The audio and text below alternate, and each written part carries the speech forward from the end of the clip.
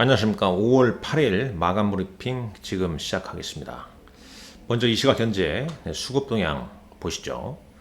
일단 외국인들 2천억 넘게 순매수를 보이고 있습니다. 과연 이제 2천억 넘게 순매수를 보일 때 어떤 종목을 지금 사고 있을까요? 장중에 한번 추정치를 보게 되면 이 삼성전자를 991억 원치, 그 다음에 네이버 774억 원치, LG노텍 425억, SK이노베이션 397억 정도 순매수를 보이고 있습니다. 이 삼성전자 우선주, SK하이닉스, 반도체와 그 다음에 다른 뭐 종목군들 위주로 순매수를 좀 보이고 있다. 이렇게 보시면 되겠죠. 다시 보겠습니다. 수급. 먼저 이제 준비한 내용 보면서 말씀을 좀 드리도록 하겠습니다. 쭉 보시죠. 일단 이제 오늘 장은 상승 출발했죠. 상승 출발했습니다. 그런데 이미 어느 정도 이제 이런 부분은 예상을 해드렸고 했을 겁니다. 자, 미국 증시가 지난 토요일 날 나스닥 지수 기준으로 2.25% 급등했기 때문에 오늘 이제 상승 출발해서 분봉 흐름을 한번 보시죠. 초반에 떠서 시작해서 한 10시까지는 움직임이 좀 나왔었죠. 잘 버텼죠. 10시 반까지는. 그 다음에 시간이 지날수록 좀 밀려나는 모습입니다. 이 코스피고요. 자, 코스닥은 변동성이 좀 컸습니다. 장 초반 854까지 이르렀다가 지금은 844. 한 10포인트, 고점 대비 10포인트 넘게 밀렸죠. 차트상으로는 음봉, 몸통이 좀 있는 음봉을 그려주고 있습니다. 그렇다면 이제 오늘 밤에 또 미국 증시가 중요한 거 아니겠습니까? 지금 이 시각 현재 미국의 주요 선물 지수는 약보합 정도 보여주고 있죠. 지난주 미국 시간으로 금요일 날 꽤 급등폭이 컸기 때문에 좀 약보합 정도는 충분히 좀 예상할 수 있다. 이렇게 볼 수 있겠고. 그나마 다행인 것은 이제 원달러 환율이 1319원, 20원대 오락가락 좀 하고 있습니다. 오늘도 1325원까지 올랐다가 1320원대 지금 진행이 좀 되고 있습니다. 일봉 차트 이런 모습이고요. 수급 봤죠? 자, 종목단에서는 시총 상위 종목분들의 흐름을 한번 보시죠. 자, 거래소 이렇게 차트 한번 보시죠.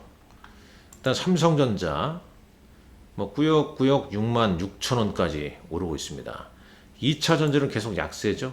LG 에너지솔루션, 그 다음에 뭐 삼성 SDI는 뭐 소폭 강보합입니다만 미리 좀 두드러 맞았고, 포스코 홀딩스, 포스코 퓨처엠 약하죠. 자, 그 다음에 코스닥, 에코프로 BM, 그 다음에 에코프로 이런 모습입니다. 그 다음에 LNF는 이제 미리 좀 조정이 있었기 때문에 미리 좀 빠져 있기 때문에 오늘 하락폭이 좀 적다 이렇게 보시면 될 것 같고, 나머지 뭐 2차전지 관련주들이 대부분 좀 쉬어가고 있는 흐름 보고 계실 겁니다. 반면에 이제 뭐 시총 상위 종목으로 보게 되면 뭐 삼성전자나 그 다음에 이제 뭐 현대 기아차 1% 상승하고 있고, 네이버가 오늘 이제 실적 발표를 했습니다. 지난주에는 이제 카카오 실적 발표하고 실적은 좋지 않았지만 올랐습니다만 네이버도 5.56% 오르고 있죠. 지금 자, 평이 어떤가 이렇게 봐야겠죠. 평이 쭉 아마 이제 내일 장 초반, 그러니까 오늘 밤이나 이제 내일 네이버에 대한 리포트도 많이 나올 것 같은데 1분기 실적은 이제 예상치를 좀 웃돌았다는 평입니다. 공시 내용을 한번 보시죠. 공시 내용 보게 되면 자, 여기 한번 보시죠. 지금 전기 대비해서는 이제 매출액은 6.4, 그러나 영업이익은 전기 대비 4.2% 늘어났고, 전년 동기 대비 매출액과 영업이익은 늘어난 모습입니다. 늘어난 모습이에요. 당기순이익도 전기에 적자에서 흑자 전환 됐죠. 뭐 이런 영향이 네이버 주가를 이제 상승시키는 요인입니다. 오늘 5% 넘게 상승하면서 20만 6천 원대 보여주고 있는데 아직 참 뭐 갈 길 멀어 보입니다. 반도체 소부장 SS텍이 항상 주도를 하고 있죠. 그러나 뭐 반도체도 뭐 당일 또 너무 세게 움직이면 윗골이 좀 달면서 차익 매물이 나오고 그럽니다. SNS텍 뭐 보니까 그런 모습이고, 한미반도체는 마이너스, 이오테크니스 2%대, 동진 세미케미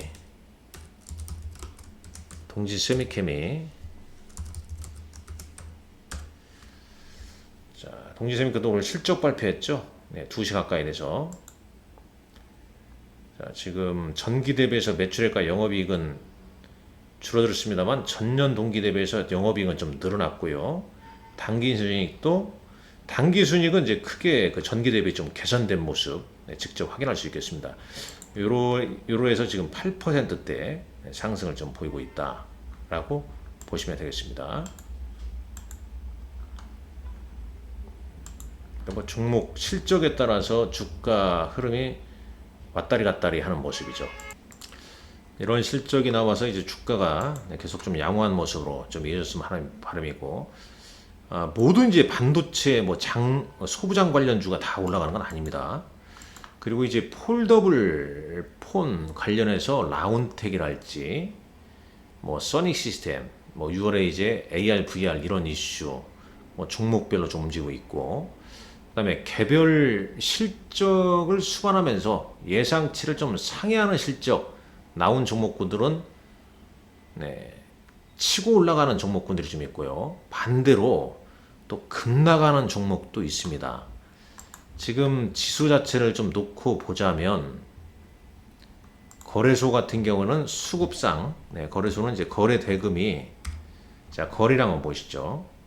거래량이 3시 5분 현재 지난 5월 4일 대비해서 적죠.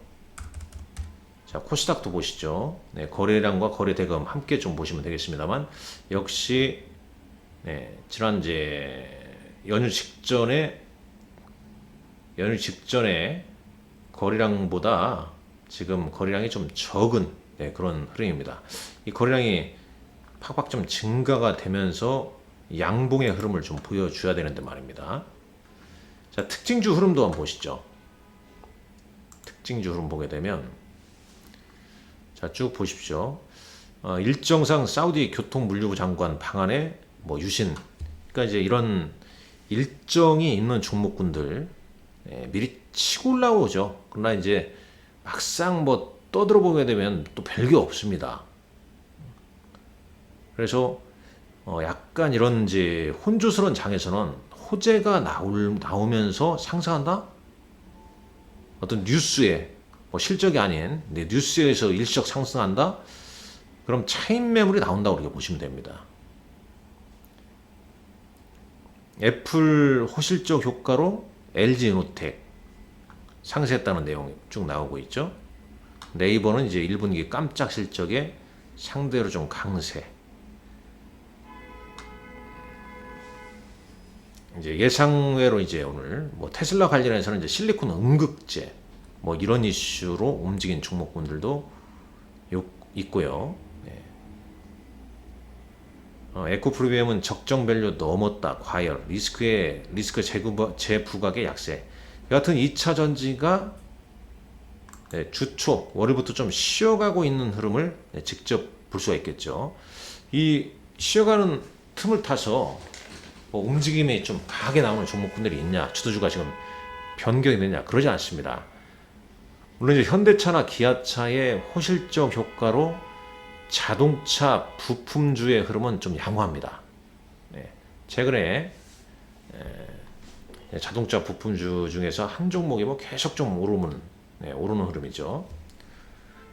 자동차 부품주 같은 경우는 이제 오르는 흐름은 대부분 뭐 실적, 그 다음에 테슬라 관련성, 밸류체인 관련성, 뭐 이런 거 영향을 좀 받으면서 움직이는 종목군들이 있었다.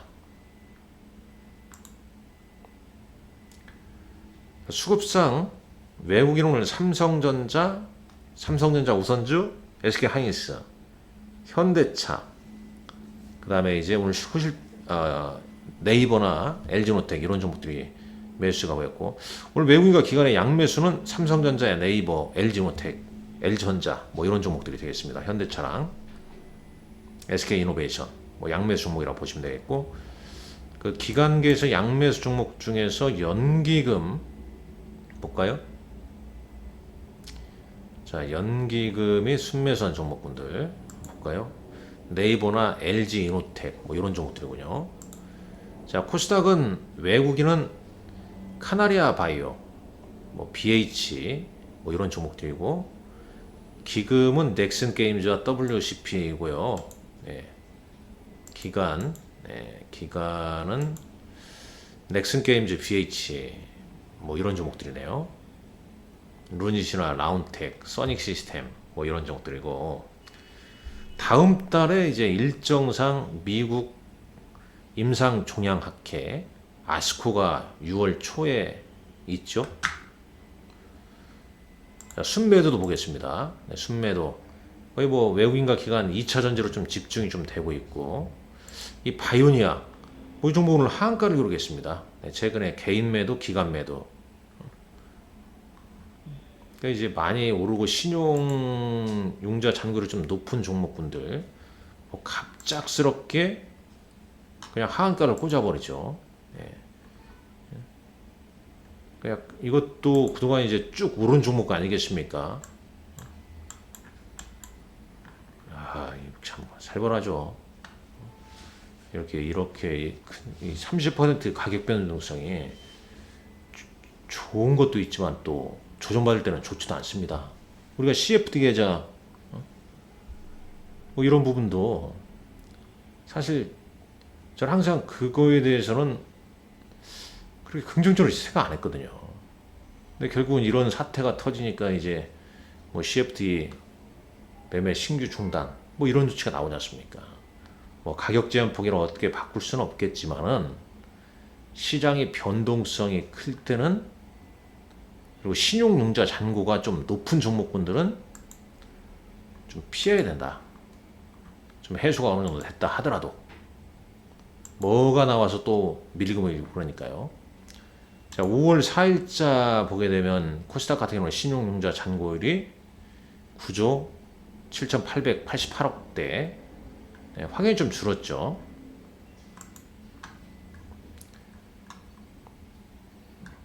자, 외국인들 순매매 종목분들도 왔고, 순매도. 네, 순매도로 오늘 외국인은 2차전지 쪽이죠.